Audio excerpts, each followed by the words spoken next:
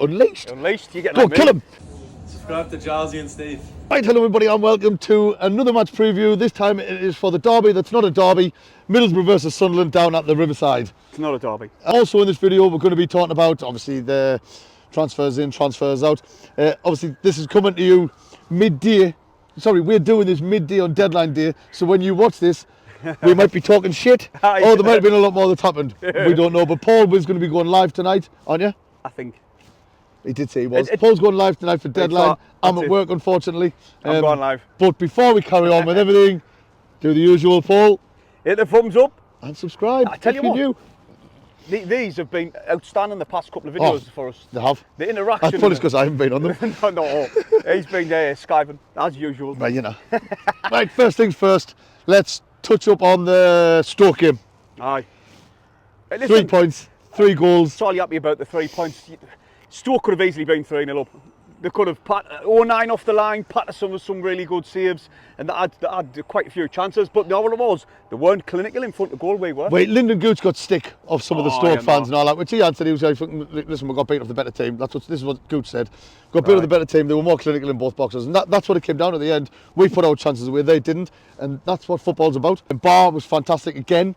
That's one good thing under Bale. Bar's been tremendous. Oh, he has, so he did 2 assists and a goal on Saturday, and he did his little dance thing when he scored. Giddy. What I don't know, what all the kids say. Ekwa Ekwa got a goal as well with a nice little finish, and he did his bow. I know you love him, but I still don't think he's been good since his injury. But like I said, and Burstow, out of the win for Burstow, I was really impressed by him, especially in the first half. He's making some cracking runs, and he was getting frustrated when the ball wasn't getting through to him. But what was good to see is that we were actually trying to play forward and not sideways and backwards like what we have done in the previous games. In his goal celebration, Stephen, it's just saying what it meant to him. He just, the outburst of joy to finally get off the mark. But listen, when you were talking about Ekwa there, it's not just Ekwa, it's the majority of Sunderland players, like we were talking on voice note before. The lack of so much experience in this league. It's some of them. This is the first full season. What they're going to be having this season. So they haven't had a full season. They've played most of the games. That's what I'm saying. So this is only going to be the first full season come the end of the season, and we've got to have patience with these young players. And it's also, and I said it before, and I've said it many times. We don't play to benefit a striker. Nah. Saturday we did. We were trying to play forward football. And Burstow got his goal, he was in the right place at the right time. We do need to adapt the way we play football. I've said it over and over again, but obviously I didn't run the team, so whether it happens or not, but we'll have to wait and see. That brings us on to the striker. We've just found out news that Kiefer Moore looks like he's gone to Ipswich. It looks like that deal's going to happen. I'm over the moon because I didn't want him. He didn't want him. I would have liked him. Big hold-up player, regardless of his outputting goals, which is not the best. No. Not the best at all. But like you said, Stephen, I remember Speakman said it as well. He was talking about with Yelda coming in. We were talking about this off camera. Yelda, that they can change the formation now. The 4-3-3, couldn't get my words out, or a 4-4-2. Now does that mean 2 strikers up top? But like you were saying, we've still got to play at their strengths. Now, the majority of the strikers that's been at our club have not. I think they've scored 2 goals amongst them all. Rooston and Burstow got 1 each. In all this time, which is it's not acceptable, but. If you're not playing to the striker's strengths, when they're not getting chances. No, they're not. They're making key runs, and they'll be frustrated at bits in game. Of course, it's strikers' jobs to score goals, and if they're not getting chances, they're not scoring. They'll be just as frustrated as we are watching them. You know what I mean? But like I say, whether we bring one in today or not, I'm not too concerned about the striker situation because I'm not. But. For me, my main concern is we need an experienced holding midfielder. That's what I really want to see through the door. I mean, I haven't seen anyone linked. There was one that we all know and love who's actually came out and said, "Come and get me. I am cheap," and we're not even looking at him. So we don't know what's going to happen. But like I say, the transfer deadline is at 11 o'clock, so we'll have to wait and see what happens. Does that mean we're going to be seeing more of Jim Matete, or are they pinning the hopes on Corey Evans getting fit and being the same player he was after his injury? I wouldn't be surprised to see Matete get out because he's been linked with certain players. They mustn't say much in him if they're going to loan him out again for the second time after he had a really good spell at Plymouth. We're not about selling him, what I read. Literally knee time, or knee game time whatsoever. I rate Matete. I would have liked to see him in the squad, to be honest. Well, like I say, I don't know what time you are watching this, but there's a long way to go yet in the window. Wait, I say a long way. There's hours to go, about 11 hours or something to go. So we'll see what happens. I'll be at work, so he'll be keeping you up to date. Oh, I will. I'll try my best in any way. So the transfers in Obviously, we've got, as he mentioned, Leah Yelder. He's in left back. How do you say that? Yelder. Yelder. Yelder. Left back or left wing back, and he can also play centre back as well. He's got the number 33, which is a good omen, because my buddy old pal Julio Arca, he wore 33, and he played left back and left wing back. Guess who was the last one to have the 33 shirt? It was. You're not going to be happy. No. Who was it? Denver Hume. Aye. Yes, it was. And he looks as though he's leaving Portsmouth and going even further down the leagues. Oh my God. But we're not going to talk about him. But you've also had some cracking players at number 33. Right. Asamoah Gyan wore 33. Ross Wallace wore 33. Julio Arca wore 33. So, we've had some decent ones. Oh, we have, like. It also got, we knew it was happening yesterday, but it hasn't been unleashed. Unleashed? You get Go, like kill him! Kill him! Unveiled until today. Romain Mundle has officially signed from Standard Liège. He's wearing the number 14 shirt. Now, quickly on him, Stephen. I know I've done a video yesterday. I'm excited about him. It shows you it speaks volumes of the lad if he's going to knock back a 4-year contract at Spurs to go to Liège to try and play for only one first team football. And also the club are actually spending money, because it was like 1.5 to 2 million. Reports come out of their media. Well, I've seen reports of Tottenham fans, and they thought he was absolutely brilliant. I did. Like, really star for the future, and they were gutted that he didn't sign a new deal and left. And I've seen a few people posted, and one of them put, if you've Jack Mundle apparently will tear people apart on the wings, and he can play either side of the wings. That doesn't mean he'll swap over with them, because Clark never leaves the left. But they reckon Clark and Mundle on the wings will be the best winger partnership in the Championship by a mile. I hope that's right. I really do. But like I say, another thing I'd like to say of Noel, when you get the old comments and you get the doors on Facebook. The doors on Facebook. Yes. You've got to, you kind of pass judgment until you've seen the lad play at least 5 or 6 games for us. You know what I mean? Give him a good run out in the team before we can pass judgment. But he's been playing for Standard Liège this season, so the Yaldez, he should be fit as well. So I wouldn't be surprised to see them maybe not both straight into the start 11, but both in the squad for the game on Sunday. As we know, there are 2 loans going out. Jack Diamond and Jewison Bennett went out on loan. Diamond to Carlisle and Bennett to some team in Greece that I'm not going to try and pronounce. And officially got unveiled a couple of hours ago. Pritchard has officially signed for Birmingham. Now, I'm not going to say much about him, because we don't know the ins and outs. I've seen the fans are split.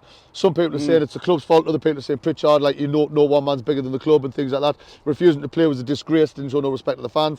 So that part is true though. Mate. It is, yeah, but I think we should leave it at that. Because we I don't know if you know this, but we have a tendency to go on an occasional rant, and we're wrong. So we're not going to delve into it until either more evidence has come out, or we're just going to completely leave it. Just leave it. That's the outgoings so far. I'm expecting a couple more by the end of the window. People going, Nectarius Triantis. Oh, didn't it? He's going on loan to Hibs. No! Apparently, he's the manager of Hibs is former manager for Central Coast Mariners or whatever they're called. So that hasn't been confirmed yet. It might have by the time you watch this. But apparently Triantis is going up there, which could be decent for him. Could be. Because yes, I'd be happy for him actually. We brought him in, but Sale seems to be the next one behind O'Nien and Ballard. With obviously that Yelder, he can also play in the middle as well, and Elise can as well. So I think Triantis needs to get away and get a bit more. I mean, I'd rather he went to League One, to be fair, because they're a bit more physical than Scottish, but it is what it is. Oh, I don't know about that, mind. Physical than Scotland. Right, we'll see. Ooh. But if he does go, I wish him all the best now. If he comes back at the end of the season. I didn't want to go because he's my best mate. Simple as that. Nectar is my best mate. Right. I'm going to get done enough for Croy, yeah. That's all of the rumours that we know at this time of the day. There might be more when you watch this, like I've said a million times. Probably more while we're making this, to be honest. Probably, yes. Now, moving on to Sunday's game, the derby that's not a derby against the Smoggies. We'll get the ball and start out the way first. They're 11th in the league. They've won 12, drew 4, lost 12, which is pretty much the same as us, except we played one more game, but we've won 13, drew 4, lost 12. They've scored 42 and they've conceded 41. So they're a bit hit and miss, like, aren't they? They are hit and miss. The goal difference is 1. The last 5 they've drew, 1, lost, 1, lost. Right. So, I mean, early on in the season, I thought they'd be battling. The way they finished last season when Carrick came in, I thought they'd be much higher than what they are now. I thought they'd be like proper in the mix. But they didn't replace the players like Akpom. They didn't replace that Ryan Giles, who's just signed for Hull. But they didn't replace them, and they have struggled a bit. And I have seen pockets of Middlesbrough fans not happy with them and saying get rid of them. I think it might be a bit extreme. I think the majority of them are happy. the majority are happy. But you know what North East fans are. Sorry, we're North East. They're just East. We know what the fans are like. You know what I mean. So I was normally, as you know, I go on with players to watch, and the first one I've got on my list. He got unveiled. They sold him to Villa an hour ago. So Morgan Rogers, I did have as one to watch, but he's went to Villa. They've got Sam Greenwood, who we know he scored against us last time, didn't celebrate starting the Sunderland Academy. Isaiah Jones, I've got him down, but I think he might be injured. Anybody let us know, Michael Cooper or Boro fans. He's faster than a fast thing in Fastland. So Greenwood's got 5 goals, 3 assists. Isaiah's got 5 goals, 2 assists. As you can see, I'm reading my notes. Matt Crooks, he's got 3 goals, 6 assists. He's one to watch. Josh Coburn, he's got 5 goals, 1 assist, but Coburn might be injured as well. Let us know. Emmanuel Latte-Lath, sounds like a coffee. He's got 5 goals and no assists. And then the one more I'm going to mention is Finn Isaac Azaz. Now, he hasn't done much for Boro this season because he's only just signed for them, but he's been at Plymouth. He was on loan from someone, and he was at Plymouth. And then they recalled him and then sold him to Middlesbrough. Now, when he was at Plymouth so far this season, he's got 7 goals and 5 assists. He is a good player. And I believe he scored against us last season. I can't really remember, mate, to be honest. Whoever he's played for last season, I'm pretty sure he was at Plymouth and he scored against us. But they're the ones to watch. There probably is a few more. I was watching the Chelsea game. Obviously because it was on the telly. I was watching the Chelsea game, and that Crooks does look like a good player. I think we've got to keep an eye on him, you know. No, well he is. He's got 6 assists. He's got 6 assists this season, and he's got 3 goals himself. So he's got Boro. Our record down at Boro since the 50s has been absolutely horrendous. So I mean, I'll say it now before we even get later on. I'm not holding hopes for this weekend. I'm really not, because our form down there is shocking, and for some reason we never do well against Boro. I mean, as earlier on in the season, they turned us our 4-0. The first time I've walked out of the stadium before full time in a long time. I didn't. I know you didn't. I did. I was at the very end, mate. I watched Boro's last goal go in at the Cambridge. But well, we did beat them. That wasn't the season before where Ross Stewart scored the rebounded penalty, but they got a man sent off and all. No, but so did we when they beat us 4-0. Dan Neil, and last season Dan Neil got sent off against him as well. Did I? So Dan Neil, I know you watch. Behave. You know what I mean? He gets up, pumped up for it, man, and he ends up getting sent off. But like you said, Stephen, I think it's going to be a kind of hard game down at their place. Oh, definitely. The league's tight. The league is tight. So 1 defeat and 1 win can see you going right up or down to 13th. No, but definitely. So we're kind of tapped these likely. I'm not even tapping any team in this division likely. But they're 11th and we're 7th. If they beat us, the same as what they beat us at home. Aye. They overtake us. It's just ridiculous how close it is. It really is. But obviously this game, from supporter-wise, always means a lot more to them than what it does to us. I mean, I was watching Alex Griffin, the Ipswich fan, who does all the YouTube stuff. When Ipswich played Middlesbrough, he was asking all the Boro fans, who do you hate the most out of all the northern teams? Who do you hate the most? All of them, Sunderland, scum of the earth, despise them, wish they'd all die. I was like, bloody hell, they really dislike us. I don't know why, because I didn't give them a second thought, to be fair. And I don't mean that in a nasty way. I don't mean, I hate Coventry fans more than I hate freaking Middlesbrough. It's just, and Leeds, I didn't like Leeds more than I hate Boro. I'm not bothered about Leeds. They absolutely despise us, but... Leeds, eh? No, man. Boro? So why do you hate Leeds? Oh, Leeds fans are disgusting. You're just weird, though. Totally notice him. No, Sunderland have had a massive rivalry with Leeds. Any Man United fans either? No, I just don't like Man U. Oh, the club itself. I don't mind the fans. Wait, some of the fans. Well, every club's got dickhead fans. Oh, God. No, every club's got dickhead fans. But no, Sunderland's had I know, us too. There's 2 here. But no, Sunderland's had a big rivalry with Leeds since the '73 FA Cup. World Cup. FA Cup. We won the FA Cup. Right, well, they're disgusting. When I went down there as a 15-year-old, me and my mate from school, and we left. They beat us 2-1. Oh. It was the Michael Bridges game when we sold him and then he played against us. And I was 15-year-old, skinny as I was, literally built like a bus ticket. I know you wouldn't think it, but I was absolutely tiny and skinny. And I was getting pinned against the side of Adam Road, getting spat at, punched and kicked by 40-year-old men. I was like, what are you doing? Then my dad came wimbling through, clearing a path and dragged us out. But anyway, if we're not talking about Leeds, you're getting us distracted. You always get dickhead fans. Quickly back onto Middlesbrough. They drew the last league game with Rotherham 1-1. Yes. But the game before that, they beat the Chelsea in the Cup. And I thought, they look like they're ticking now. But the game after Rotherham, they got beat 6-1. They got beat 6-1 away and all that. But they're a funny team. Like 1 minute they fly and the next they're getting beat. Like the stats further before the Rotherham game, it was like win loss. It's going to be, I don't know. It's going to be a tough game. It always is against Boro. Always is. I mean, Sunderland going into this game, I don't think there's any new injuries. I haven't heard anything about anyone being back. We haven't seen Bale's fantastic press conference that he normally does. No. Roberts might be back. Roberts could be back. Roberts could be back. But we'll have to wait and see. I think it would be very harsh on Bar to be dropped if Oh, Roberts is fit. Bar will not get dropped. Roberts, if Roberts is back, he'll be back on the bench. Well, that's the way I would have it as well. Cause Brewston got 2 goals for the under-21s the other night. Both nice finishes. he did. So, I mean, we don't know if he's going to mix it up, if he's going to change things. We do not know. It was nice, the Stoke game, though. Like, a lot of pressure was... I'm seeing a lot of pressure was on Clark. We tend to put pressure on Clark because if Clark doesn't do out, we didn't win. But it was nice to play this forward-thinking football.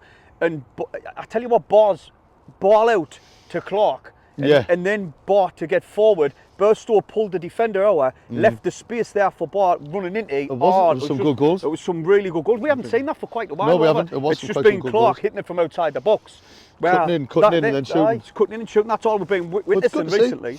Bar and Clark in the last few games have actually connected quite well. Bear in mind they played opposite wings.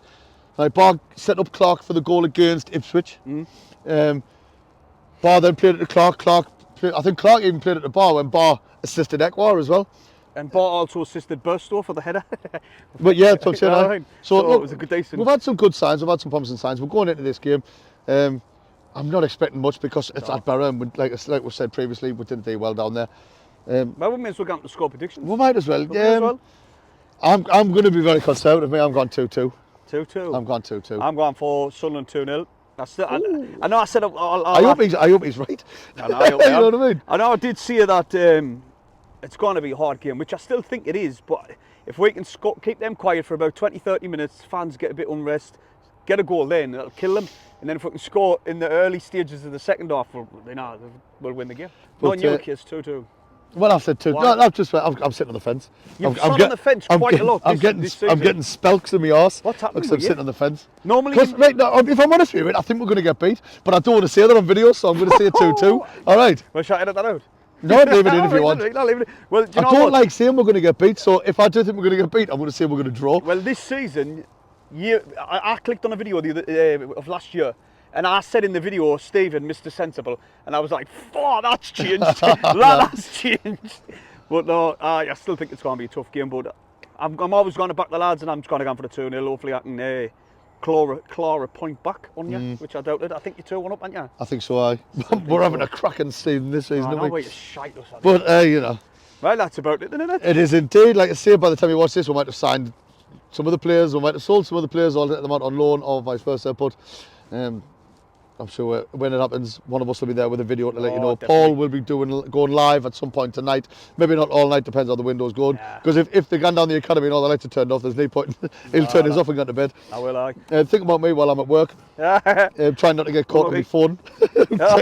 Checking Twitter and X and Facebook and all that to see if we've signed anyone. But apart from that, if we don't see us before. Sorry, mate. If I don't see you before, we'll see you on Sunday. We'll be doing a live stream. Oh, I forgot about that. What time kick-off? It's a 12 o'clock kick-off, I think. Jesus, I think it's 12 o'clock kick-off. I'm on nights on Sunday night, so I'll not be having any drinks. Oh, well then, hit the thumbs up. And subscribe if you're new. Over the lads!